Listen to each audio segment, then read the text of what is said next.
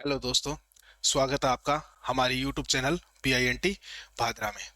आज हम बात करेंगे फोर्थ ग्रेड के डॉक्यूमेंट वेरिफिकेशन के बारे में कि कब से डॉक्यूमेंट वेरिफिकेशन स्टार्ट हो रहा है, कब से स्क्रूटनी फॉर्म स्टार्ट होंगे। तो सबसे पहले हमारे जो भी विद्यार्थी छात्र छात्राएं और भाई जिनका फोर्थ ग्रेड दोगुना लिस्ट में डबल लिस्ट में जो सिलेक्शन हुआ है उनको बहुत बहुत हार्दिक बधाई एवं शुभकामनाएं। आज हमारे वीडियो के अंदर हम आपको बताएंगे कि जब आपका डॉक्यूमेंट वेरिफिकेशन कब से स्टार्ट हो रहा है और जो स्क्रूटनी फॉरम होगा उसमें आपको कौन कौन से डॉक्यूमेंट तैयार रखने हैं और किन कौन सी बातों का ध्यान रखना है। तो चलिए आज अपनी वीडियो की तरफ स्टार्ट करते हैं। तो सबसे पहले जो न्यू यूज़र है और जिन्होंने अभी तक हमारे चैनल को सब्सक्राइब नहीं किया है वो हमारे यूट्यूब चैनल को सब्सक्राइब करें एवं बेल आइकन को दबाएं, जिससे कि आने वाली वीडियो आपको सबसे पहले मिलती रहे।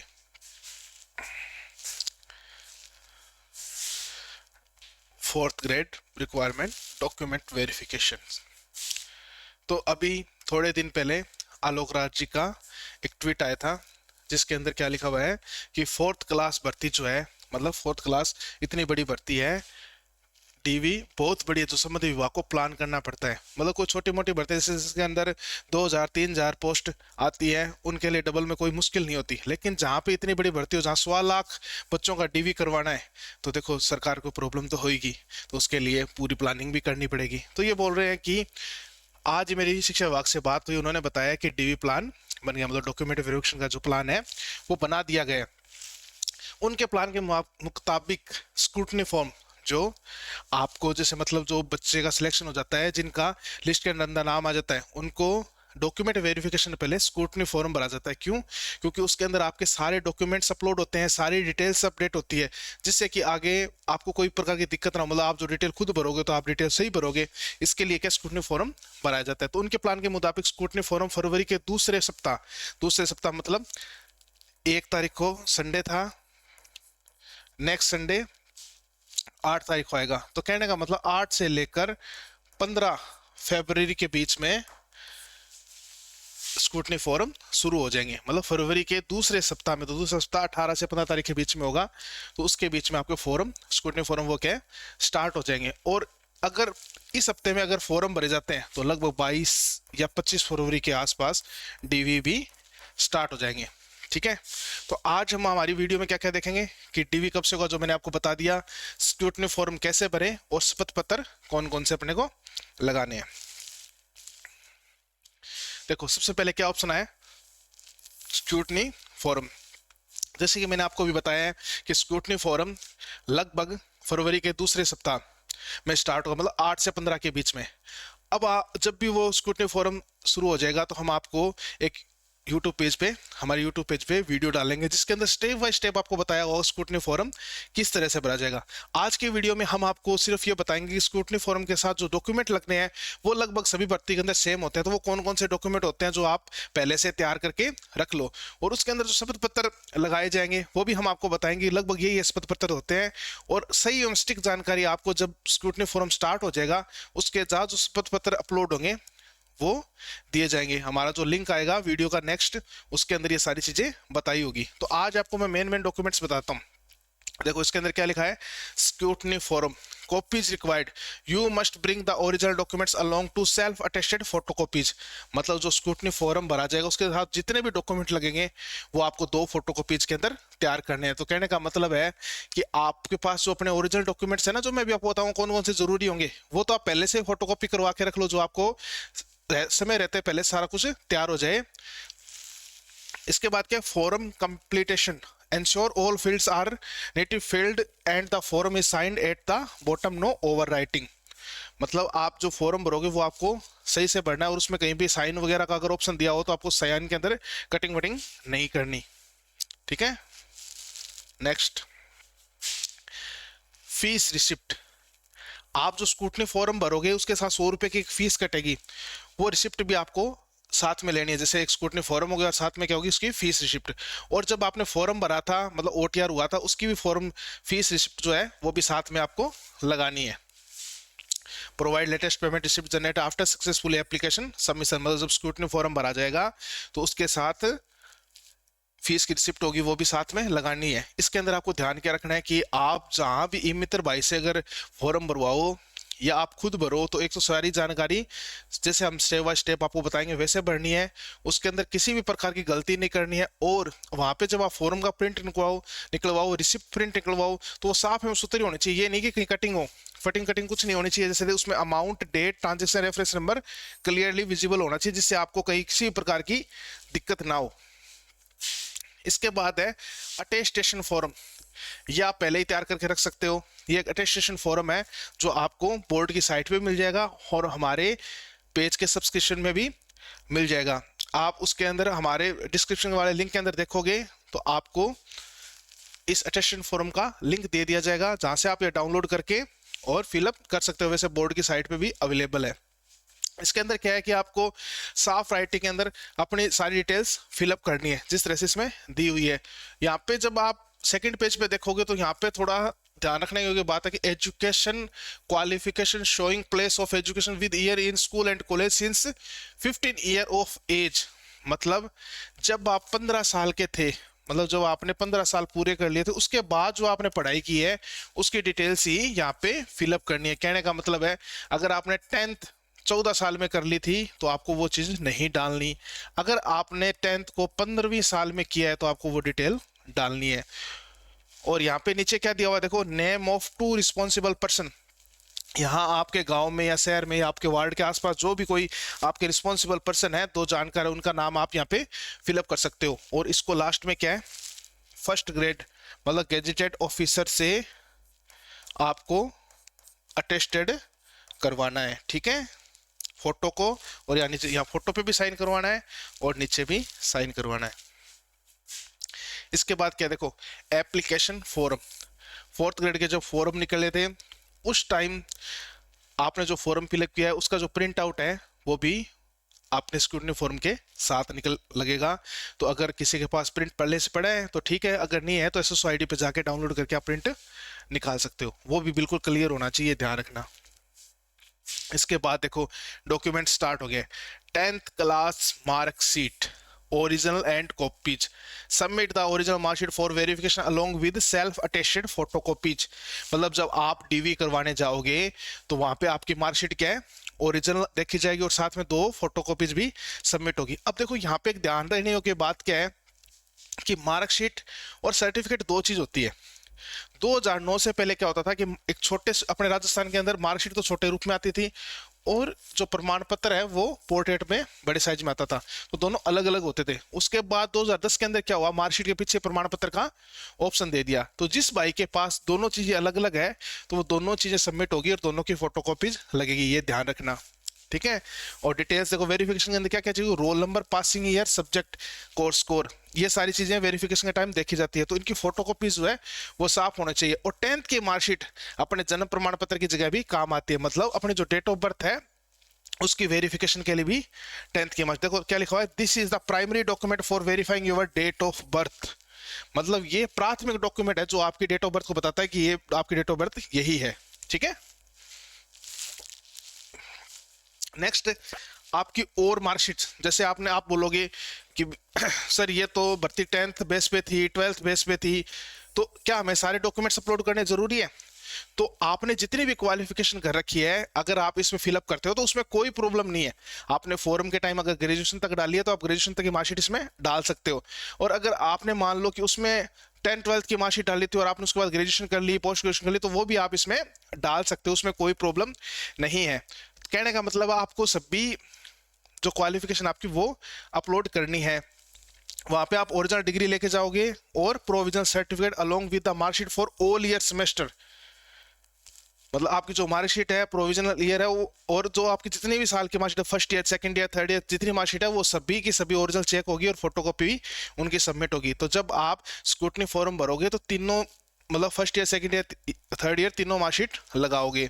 और साथ में अगर आप अभी तक डिग्री नहीं लेके आए और अगर आपकी डिग्री आ चुकी है तो आप वो भी लेके आए, वो भी आपकी चेक होगी।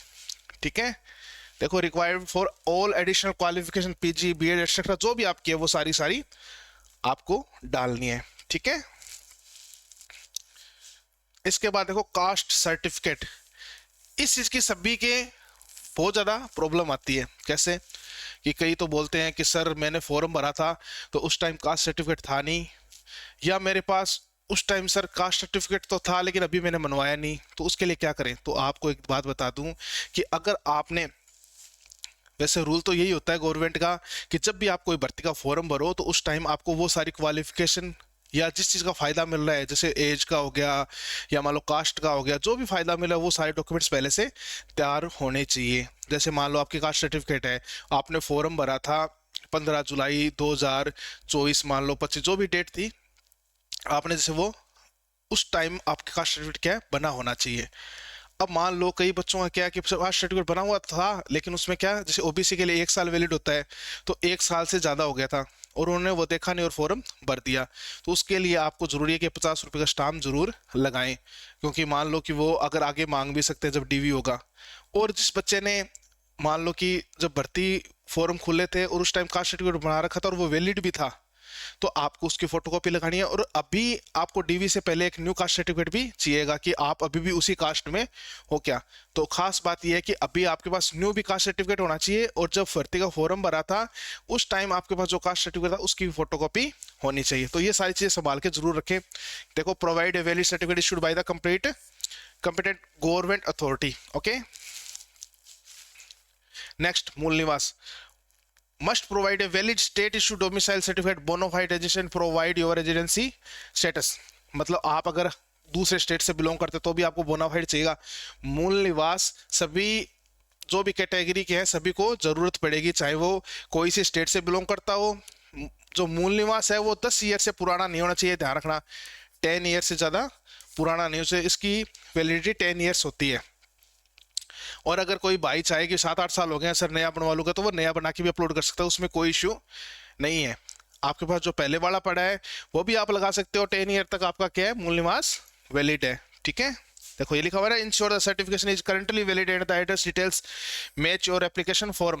कहने का मतलब है कि आपका जो स्टेट, डिस्ट्रिक्ट और आपकी तहसील, वो उस एड्रेस जो आपने भरा था फॉर्म भरते टाइम वो मूल निवास से मैच होना चाहिए। ठीक है, उसके बाद देखो विशेष मूल निवास प्रमाण पत्र, कहने का मतलब टीएसपी और नॉन टीएसपी। तो जो बच्चे टीएसपी एरिया में आते हैं उनके लिए सर्टिफिकेट जरूरी है, वो उस एरिया के अंदर ही बनवा सकते हैं। ठीक है, तो ट्रिपल सब प्लान जो है वो उनके लिए मैंडेटरी है। जैसे हमारा जो एरिया है, जो हनुमानगढ़, गंगानगर, चूरू, इस साइड, इन बच्चों को जरूरत नहीं है, ये नॉन टीएसपी एरिया के अंदर आते हैं। इसके बाद क्या देखो, ईडब्ल्यूएस सर्टिफिकेट, जिस तरह से ओबीसी, एससी, एसटी इनका जाति प्रमाण पत्र बनता है, उसी तरह से जो जनरल कैटेगरी के अंदर आते हैं, जनरल कैटेगरी मतलब सामान्य वर्ग, जनरल कैटेगरी के अंदर आते हैं, या जो अदर स्टेट के महिला वुमेन्स हैं और जिनकी शादी राजस्थान के अंदर होगी, उनके लिए भी ईडब्ल्यूएस बनता है। तो जो जिन्होंने जनरल कैटेगरी के अंदर ईडब्ल्यूएस में फॉर्म भरा था वो भी सेम टू सेम, जैसे ओबीसी, एससी, एसटी वालों को सर्टिफिकेट तैयार करना है उसी तरह से वो भी अपना करवा लें। कंडीशन वही है कि जब फॉर्म भरा था उस टाइम का ईडब्ल्यूएस भी होना चाहिए और आपके पास न्यू ईडब्ल्यूएस भी होना चाहिए, उनकी फोटोकॉपी करवा के रख लेना चाहिए। देखो, must provide a valid EWS certificate. ठीक है, ensure that income and assist criteria, वो आपकी इनकम और असिस्ट के बारे में बताएगा जो आपने एप्लीकेशन फॉर्म में डाली है। Then character certificate, last regular qualification institute, last मतलब अभी आपने मान लो लास्ट में बीए की है, तो जहां से आपने रेगुलर पढ़ाई की है ना, वहां के आपको क्या मिलेगा, करेक्टर सर्टिफिकेट मिलेगा। अब आप बोल दो कि मैंने सर लास्ट टाइम बीए की है लेकिन वो नॉन कॉलेजिएट की है, तो आपको उसका करेक्टर सर्टिफिकेट नहीं मिलेगा। तो उस कंडीशन में आपको कौन सा लगाना पड़ेगा, 12th का ही करेक्टर सर्टिफिकेट लगाना पड़ेगा जो कि स्कूल से मिला है। ठीक है, तो character certificate must be issued by the principal या head of the last attendant school, college, university where you were a regular student, मतलब जिस भी कॉलेज स्कूल में आप रेगुलर थे वहां से आपको वो करेक्टर सर्टिफिकेट मिल जाएगा। अगर अभी आपने नहीं लिया है तो आप वहां से निकलवा सकते हो, और उसके ऊपर क्या होता है, साइन और स्टैम्प होनी चाहिए। ठीक है, उसके बाद आपको 2 करेक्टर सर्टिफिकेट चाहिए गेस्टेड ऑफिसर, मतलब टोटल क्या चाहिए, 3 करेक्टर सर्टिफिकेट चाहिए आपको, मतलब सीसी बोलते हैं इनको शॉर्टकट में। तो एक तो क्या हो गया, स्कूल या कॉलेज वाला, ओके, और 2 कौन से चाहिए, गेजेटेड ऑफिसर वाले, ठीक है। तो इसके अंदर कौन कौन से गेजेटेड ऑफिसर होते हैं, प्रिंसिपल, प्रिंसिपल हो गया, डॉक्टर हो गया, मतलब कोई भी प्रशासनिक अधिकारी जो फर्स्ट ग्रेड है उसके आप साइन करवा सकते हो। इस तरह का फॉर्मेट होगा, आप साइट से भी डाउनलोड करते हो और हमारे डिस्क्रिप्शन में जो लिंक दिया है वहां से भी डाउनलोड कर सकते हो, ठीक है। Must be issued by, sign by a gazetted officer. और ध्यान रखना, नॉट रिलेटेड टू यू, वो आपसे संबंध नहीं, या आप ऐसे बोलो कि मेरा तो बड़ा भाई है जो वो गेजेटेड ऑफिसर उसे साइन कर लो, तो वो नहीं चलेगा, ये ध्यान रखना। और the certificate should generally by recent issue, मतलब 6 महीने से ज्यादा पुराना नहीं होना चाहिए। जो आप गेजेटेड ऑफिसर से करवाओगे वो 6 महीने से ज्यादा पुराना नहीं होना चाहिए, और उसमें name, designation, seal and date of the officer are clearly visible, मतलब वो क्लियर दिखनी चाहिए। ये नहीं कि आपने ऐसे स्टैंप लगा ली, साइन तो दिख ही नहीं रहा, या मोड़ नहीं दिख रही, या नाम नहीं दिख रहा, सबका सब क्या होना चाहिए, क्लियरली होना चाहिए, ठीक है। इसके बाद देखो, ये जो लागू होगा सिर्फ किस पे होगा, जिन भाई बहनों की मैरिज हो रखी है। जो सिंगल है उनके लिए ये चीज लागू नहीं होगी, ठीक है। तो दहेज ना लेने और ना देने के संबंध में सब घोषणा प्रमाण पत्र, अब जैसे स्क्रूटनी फॉरम शुरू होंगे उसमें जो हम आप वीडियो बनाएंगे उसके साथ आपको लिंक देंगे जहां से आप सारे डॉक्यूमेंट्स डाउनलोड कर सकते हो, शपथ पत्र डाउनलोड कर सकते हो। उसमें क्या आपको बताया हुआ होगा कि ये सादे कागज पर लेना है या 50 रुपए के स्टाम्प पे लगेगा, ठीक है। वो उसके अंदर सारी चीजें दी होगी, और वहां पे ये भी लिखा हुआ कि नोटेरी करवाना है या नहीं करवाना। जैसे इसमें तो लिखा हुआ है एफिडेविट फॉर्मेट, कहने का मतलब स्टाम्प पे ही लिखवाना है, लेकिन अलग अलग भर्तियों में अलग अलग तरह से होता है। तो देखो इसमें क्या आता है, ठीक है। इसके बाद देखो संतान घोषणा संबंधी प्रमाण पत्र, मतलब आपने जो फॉर्म भरा था उस टाइम मान लो आपको 2002 से पहले और 2002 के बाद में पूछे हुए थे, तो पहले जैसे मान लो एक बच्चा था और बाद में एक और हो गया, 2 हो गए, तो उनका भी सब घोषणा प्रमाण पत्र आपको यहाँ पे चाइल्ड डिक्लेरेशन का फॉर्म लगाना है कि भी मेरे ये बच्चे, फर्स्ट बच्चा था इस डेट को हुआ था और सेकंड इस डेट को हुआ था, उसका फॉर्मेट भी आपके पास आ जाएगा, ठीक है। मतलब नंबर ऑफ चिल्ड्रंस बताने हैं आपको। इसके बाद हैंड रिटन फॉर्मेट, और जो दहेज वाला था उसके साथ एक धूम्रपान का भी लगेगा, मतलब आप कोई भी तरह का नशा नहीं करते हो, कोई भी से बीड़ी सिगरेट दारू वगैरह कुछ नहीं पीते, उसका भी आपको एफिडेविट देना पड़ेगा, ठीक है। हैंड रिटन का जो होगा सेल्फ फॉर्मेट होगा, ये कोई स्टाम्प पेपर वगैरह पे नहीं लिखा जाएगा। उसके अंदर क्या है कि आप जब अपना स्क्रूटनी फॉर्म शुरू होगा तो आपको एक फॉर्मेट देंगे, उसी फॉर्मेट के अंदर आपको हैंड रिटन के अंदर लिख के और उसको अपलोड करना है। देन मैरिज सर्टिफिकेट, अब जो जिन भाइयों की शादी हो रखी है, बहनों की शादी, तो मैरिज सर्टिफिकेट तो चाहिएगा, तो वो अगर किसी भाई बहन ने नहीं बनाया है तो वो कृपया करके बनवा लें, शादी कार्ड से काम नहीं चलेगा। कई लोग ऐसे सोच लेते हैं कि शादी कार्ड अपलोड कर देंगे या दिखा देंगे तो उससे काम नहीं चलेगा, या तो मैरिज सर्टिफिकेट होना चाहिए, या अगर आपकी कोर्ट मैरिज हुई है तो वो कोर्ट वाला सर्टिफिकेट आपके पास होना चाहिए, ठीक है। और आपको जो वो बीच में आया था ना संतान संबंधी प्रमाण पत्र, जो शपथ पत्र था, उसके साथ साथ बच्चों के आपके पास बर्थ सर्टिफिकेट भी होने चाहिए। अगर उसकी उम्र में अगर कोई फर्क लगता है या अगर डॉक्यूमेंट वेरिफिकेशन वालों को दिक्कत लगती है तो आपसे बर्थ सर्टिफिकेट बच्चों का मांग सकते हैं, तो वो भी आपके पास तैयार होना चाहिए, ठीक है। देन आईडी कार्ड मस्ट, तो आधार कार्ड रहता है जो सभी के पास बना हुआ है, ठीक है। तो एक आईडी कार्ड की फोटोकॉपी भी 2 लगेगी, ओरिजिनल भी लगेगा। देन अगर आपको ये कुछ इसमें से कोई दिक्कत लग रही है, जैसे आधार कार्ड के अंदर कोई नाम में और कोई मिसमैच हो, तो आप साथ साथ में पासपोर्ट या ड्राइविंग लाइसेंस भी लगा सकते हो। इसके अंदर देखो लिखा हो इंश्योर द फोटो क्लियर होना चाहिए, name, date of birth detail सभी मैच करना चाहिए। हाँ, तो ये भी ध्यान रखना कि कई भाइयों के पास, बहनों के पास आधार कार्ड पहले से पड़ा है, उसमें पुरानी फोटो है बच्चों के टाइम की, तो वो कृपया करके अपडेट जरूर करवा लें, क्योंकि आप वहां पे जाओ और डॉक्यूमेंट वेरिफिकेशन आपकी फोटो मिले ना तो आपको बोले कि भाई दोबारा अपडेट करवा क्या, तो ऐसा कुछ ना हो, इसलिए आप समय रहते ही अपडेट करवा लें। आजकल तो 2 दिन में हो जाता है। और एक आपकी पासपोर्ट साइज सुंदर सी फोटो, वो भी आप तैयार करवा लो। हाँ, ये जो मैंने मतलब वीडियो के अंदर इसकी तो आपको पता ही है, कट ऑफ वीडियो की तो बिल्कुल ही 0.0 कुछ के आसपास गई है, तो उनके लिए देखो दुख की बात तो है, लेकिन विडो का सर्टिफिकेट चाहिएगा। अगर किसी का पति की डेथ हो गई है, किसी कारणवश से कोई दिक्कत हो गई है, तो उसको विडो सर्टिफिकेट अपलोड करना पड़ेगा, ठीक है। जिनका डिवोर्स हो चुका है वो डिवोर्स, और जो फिजिकल हैंडीकैप्ड है उनको फिजिकल हैंडीकैप्ड का भी सर्टिफिकेट अपलोड करना पड़ेगा। अब आपको ध्यान ये रखना है कि फिजिकल हैंडीकैप्ड वालों जो कार्ड बनता है ना, इनका कार्ड बनता है फिजिकल हैंडीकैप्ड का, उसकी डेट लिखी होती है, उसका टाइम होता है फिक्स कि भी ये इतने टाइम के लिए वैलिड है। तो अगर किसी भाई का टाइम निकल गया तो वो अपना रिन्यू जरूर करवा लें। और देखो यहाँ पे क्या लिखा है, विडोज नीड हैजबैंड डेथ सर्टिफिकेट और divorce require the court decree copy. मतलब जो विडो सर्टिफिकेट, जो स्पत पत्र लिखा जाएगा, उसके अलावा उसके पति की मृत्यु प्रमाण पत्र भी उसको जरूरी है। ये नहीं है कि आप वो शपथ पत्र लिख के दे उससे काम चल जाएगा, डेथ सर्टिफिकेट जरूर ही अपलोड करना पड़ेगा। और जिनका डिवोर्स तलाक हो चुका है उनको डिक्री जो कोर्ट से मिली है वो अपलोड करनी होगी। ठीक है, तो आशा है कि आपको वीडियो पसंद आई होगी, और जैसे ही स्क्रूटनी फॉरम ओपन हो जाएंगे आपको सूचना दे दी जाएगी और उसका भी वीडियो अपलोड हो जाएगा, जिसके अंदर स्टेप बाय स्टेप आपको बताया जाएगा भी किस तरह से आपको स्क्रूटनी फॉरम भरना है, और डीवी की डेट आते हुए वो भी आपको अपडेट कर दिया जाएगा। किसी भी भाई को अगर स्क्रूटनी फॉरम भरवाना हो, अगर आपको खुद भरने में दिक्कत हो, तो शुरू होने के बाद हमारे स्क्रीन पे जो नंबर दिए हुए उससे संपर्क कर सकते हो, फॉरम भरवा सकते हो। तो सभी से आशा है कि आपको वीडियो पसंद आएगी और ज़्यादा से ज़्यादा पेज को, हमारे YouTube चैनल को सब्सक्राइब करना है, लाइक करना है और कमेंट करना है। धन्यवाद।